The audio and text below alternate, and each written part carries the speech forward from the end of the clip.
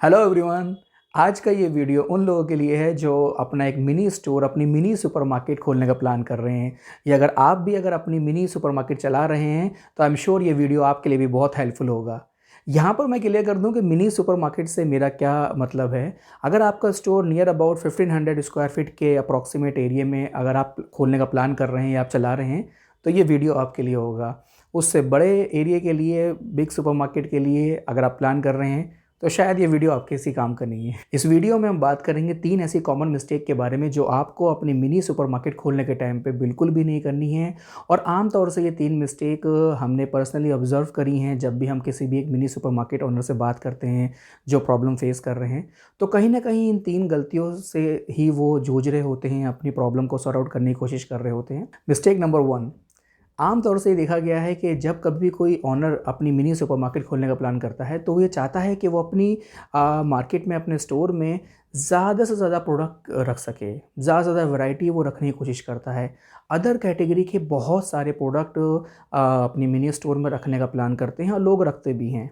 लोगों को अक्सर ये लगता है कि अगर वो जितने ज़्यादा से ज़्यादा प्रोडक्ट अपनी मिनी स्टोर में रखेंगे, जितनी अदर कैटेगरी को वो अपने सुपरमार्केट में जगह देंगे, उससे कस्टमर ज़्यादा परचेज़ करेगा, उनका मार्जिन ज़्यादा बढ़ेगा। अदर कैटेगरी के प्रोडक्ट रखने से, अदर कैटेगरी प्रोडक्ट के मतलब मेरा ये है कि जस्ट लाइक प्लास्टिक के प्रोडक्ट, टॉय के प्रोडक्ट, कॉस्मेटिक के आइटम्स, स्टेशनरी के प्रोडक्ट, ये सब अदर कैटेगरी में आते हैं। और यही कहीं ना कहीं वो मिस्टेक है जिस मिस्टेक की वजह से उनकी सुपरमार्केट लॉस में जाना चालू कर देती है। फ्रेंड्स, टोटल सुपरमार्केट के अंदर जो कैटेगरीज़ होती हैं हमारी, उन सारी कैटेगरीज़ को हम मेजरली 3 मेजर कैटेगरीज़ में डिफ़ाइन करते हैं। यहाँ पर आप चार्ट में ये देख पा रहे होंगे कि हमारी 3 मेजर कैटेगरी कौन कौन सी होती हैं। हमारे सारे प्रोडक्ट सुपरमार्केट के बेसिकली इन 3 कैटेगरी में ही डिवाइड करे जाते हैं। पहली कैटेगरी हमारी होती है जिसको हम बोलते हैं फूड कैटेगरी, सेकेंड कैटेगरी जिसको हम बोलते हैं non food category, and third one is other category. Food category में हमारी कौन कौन से सब कैटेगरीज होती हैं, जस्ट लाइक हमारे ग्रॉसरी के प्रोडक्ट, हमारे ऑयल एंड घी का जो सेक्शन होता है, हमारे सॉल्ट, शुगर, स्पाइसेस, हमारे butter, jam, cold drinks, beverages का सेक्शन, ये सब कहीं ना कहीं हमारे फूड कैटेगरी के का पार्ट होता है। सेकंड, जो नॉन फूड कैटेगरी होती है उसके अंदर आते हैं हमारे डिटर्जेंट सोप, डिटर्जेंट बार, हमारे जो रेपेलेंट के प्रोडक्ट होते हैं, हमारे क्लीनिंग के जो प्रोडक्ट होते हैं, हमारे डेंटल के जो प्रोडक्ट होते हैं। इस टाइप की जो कैटेगरीज होती हैं जो ये हमारी नॉन फूड कैटेगरी के अंदर आती हैं। और थर्ड हमारी कैटेगरी जो अदर मेन कैटेगरी होती है जिसके अंदर हमारे प्लास्टिक्स होती हैं, हमारे स्टील्स के प्रोडक्ट आते हैं, स्टेशनरी होती है, कॉस्मेटिक होते हैं, टॉयज़ होते हैं, आपके पेपर के प्रोडक्ट होते हैं, लेदर के प्रोडक्ट होते हैं। ऐसी बहुत सारी कैटेगरीज इस अदर कैटेगरीज के अंदर आती हैं। दोस्तों, एज़ पर नेशनल स्टैंडर्ड के हिसाब से हमारे फूड और नॉन फूड के अंदर अप्रॉक्सीमेट 31 कैटेगरीज होती हैं जो हमारी एक सुपरमार्केट के अंदर होनी चाहिए। लेकिन जैसे जैसे हमारा स्टोर का साइज़ कम होता रहेगा, हम मिनी सुपरमार्केट की तरफ अगर बढ़ते रहेंगे तो वैसे वैसे इस फूड और नॉन फूड के अंदर कैटेगरीज कम होने लगती हैं। आप एरिया कम है, आपको कम प्रोडक्ट ही उसके अंदर आ सकते हैं, सो डेफिनेटली आप 31 कैटेगरी के प्रोडक्ट नहीं रख पाएंगे उसके अंदर, ना ही कभी वो आ पाएंगे अगर आप ढंग से कैटेगरी के ऊपर, प्रोडक्ट के ब्रांड के ऊपर, हर चीज़ के ऊपर काम करेंगे तो वहाँ पर हमारे एक मिनी स्टोर के अंदर अप्रॉक्सीमेट 1000 से लेकर 1500 स्क्वायर फीट के सेंटर के अंदर आप हार्डली 22, 23, 24 कैटेगरी के प्रोडक्ट ही सही तरीके से अरेंज कर पाएंगे जो कस्टमर की बेसिक नीड को, कस्टमर की बकेट को पूरा कर पाएगा। गलती कहाँ पर होती है कि इस कैटेगरी की इंफॉर्मेशन ना होने की वजह से लोग जो बेसिक कैटेगरीज हमारी स्टोर में होनी चाहिए, बेसिक प्रोडक्ट हमारे मिनी स्टोर के अंदर होने चाहिए, उसको कम करते हैं, वो अदर कैटेगरी को ज़्यादा से ज़्यादा जगह देने की कोशिश करते हैं। तो उससे क्या होता है कि आपकी अदर कैटेगरी जितनी ज़्यादा इंड्यूस होंगी उतनी आपका जो रैक का स्पेस है वो कम होता चला जाएगा, और वहाँ पर आपके जो मेजर कैटेगरीज़ हैं, जो फूड और नॉन फूड की कैटेगरीज के प्रोडक्ट हैं होने चाहिए, उसको आप जाने अनजाने में आप कम कर देते हैं।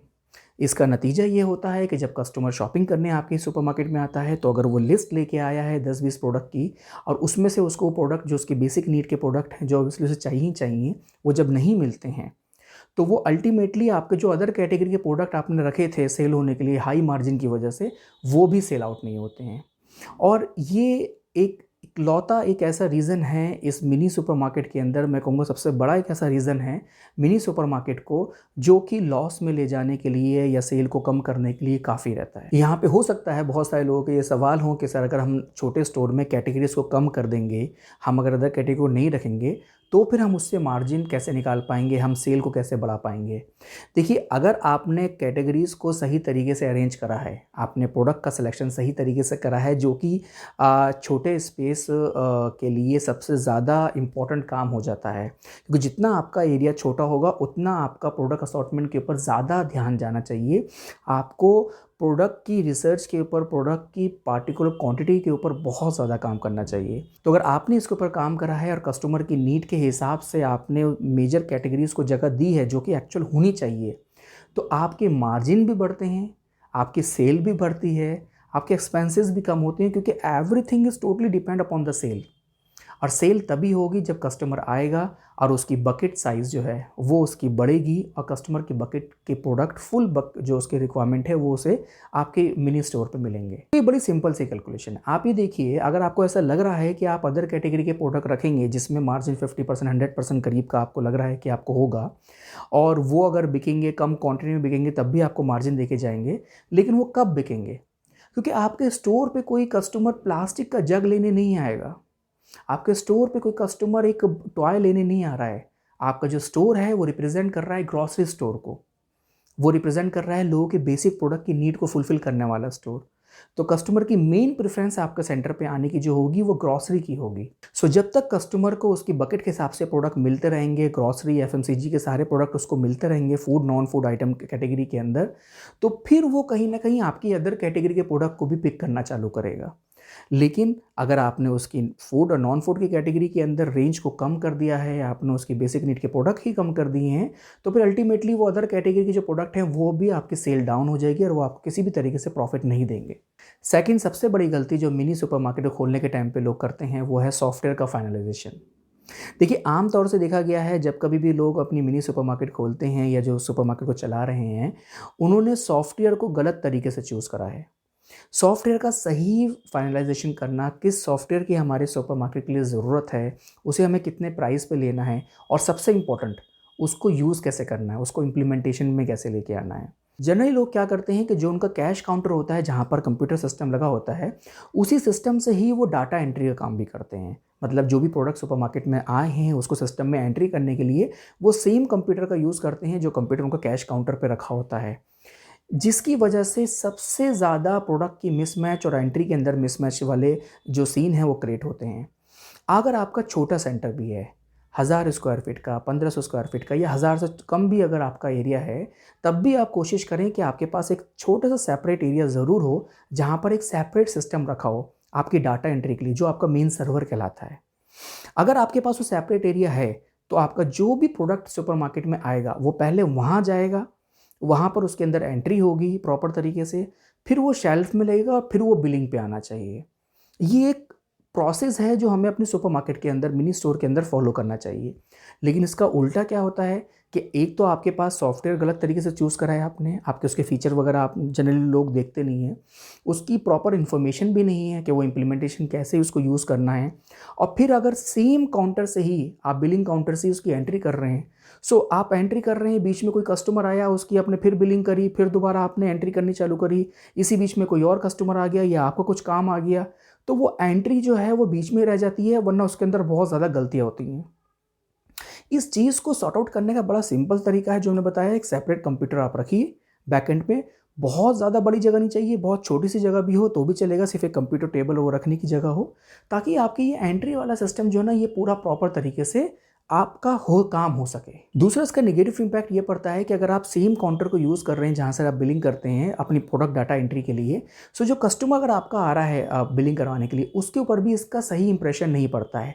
उसको भी लगता है कि ये कोई ऑर्गेनाइज सेंटर नहीं है, यहीं पर ही प्रोडक्ट आ रहे हैं, यहीं पर ही एंट्री आ रही है, यहीं पर ही मार्जिन सेट करा जा रहा है। सो वो भी कहीं ना कहीं आपके कस्टमर को आपका रॉयल कस्टमर बनाने से दूर करता है। और जनरली कभी कभी क्या होता है कि अगर आपका कैश काउंटर बिजी है, वहाँ पर आप एंट्री प्रॉपरली नहीं कर पा रहे हैं, आपके प्रोडक्ट आ गए हैं और कस्टमर को रिक्वायरमेंट है, तो आप बिना एंट्री करे भी उसको ही बिलिंग करना चालू कर देते हैं, जिससे क्या होता है कि आपका सिस्टम जो है वो स्टॉक को नेगेटिव में दिखाने लगता है और बाद में उसकी एंट्री दोबारा करना, उसको समझना, उसको मेंटेन करना वो बहुत मुश्किल हो जाता है। और बिलीव मी, अगर आपने इस प्रोसेस को फॉलो नहीं करा और आपने ऐसे ही एंट्री करना चालू रखा और बीच में कोई एंट्री मिस करी, तो फिर आपके सिस्टम को दोबारा से मैनेज करना, उसको दोबारा से ट्रैक पे लेके आने के लिए काफ़ी टाइम भी लगता है और काफ़ी पैसा भी उसके अंदर बर्बाद होता है। और अल्टीमेटली ये देखा गया है कि जो मिनी सुपरमार्केट के ओनर होते हैं वो फिर बाद में इस सिस्टम से परेशान हो जाते हैं, जिसकी वजह से वो सिस्टम को यूज़ करना, एंट्री करना ही छोड़ देते हैं, जिससे उसकी ये प्रॉब्लम, ये ब्लंडर और ज़्यादा बढ़ जाता है। और इसी वजह से आपकी एंट्री प्रॉपर कभी भी हो नहीं पाती है और हमेशा जो ओनर हैं वो परेशान रहते हैं कि इसको कैसे सही करें। फिर वो डिपेंडेंसी उनकी बन जाती है उसी सुपरमार्केट में रहने की, क्योंकि वो छोड़ के जा नहीं सकते हैं किसी के ऊपर, क्योंकि उनको स्टॉक की प्रॉपर एंट्री नहीं है। उनको ऑटोमेशन तो बहुत दूर की बात है, उसको डेली बेसिस पे मेंटेन करना भी उनके लिए बहुत ज़्यादा भारी पड़ जाता है। और तीसरा इंपॉर्टेंट पॉइंट है या प्रॉब्लम है, वो है ग्रोथ का ना होना। आमतौर से देखिए, देखा गया है कि जब कभी भी कोई न्यू इंडिविजुअल अपनी मिनी सुपरमार्केट को खोलने का प्लान करता है, तो वो ये चाहते हैं स्टार्टिंग में कि पहले हम इससे स्टार्ट करते हैं, कल जब इन फ्यूचर हमारी सेल बढ़ेगी, हमारा मार्जिन बढ़ेगा, तो हम एग्जिस्टिंग सेंटर को ही बड़ा कर लेंगे या फिर हम न्यू सेंटर खोलेंगे जो ज़्यादा बड़ा होगा।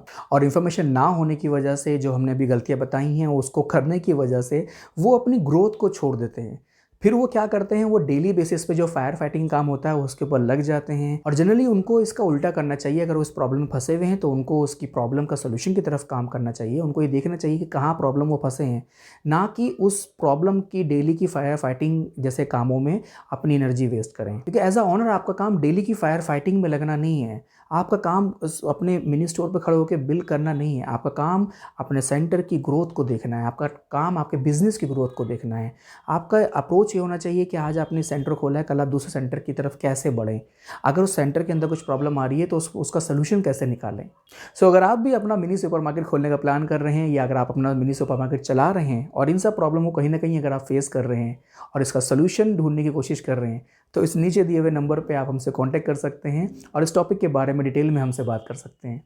उम्मीद करता हूं कि आपको ये वीडियो अच्छी लगी होगी, इन्फॉर्मेटिव लगी होगी। अगर वीडियो अच्छा लगा हो तो वीडियो को लाइक करिए, शेयर करिए, चैनल को सब्सक्राइब करिए। मिलते हैं एक नए वीडियो में एक नए टॉपिक के साथ। This is Ali signing off.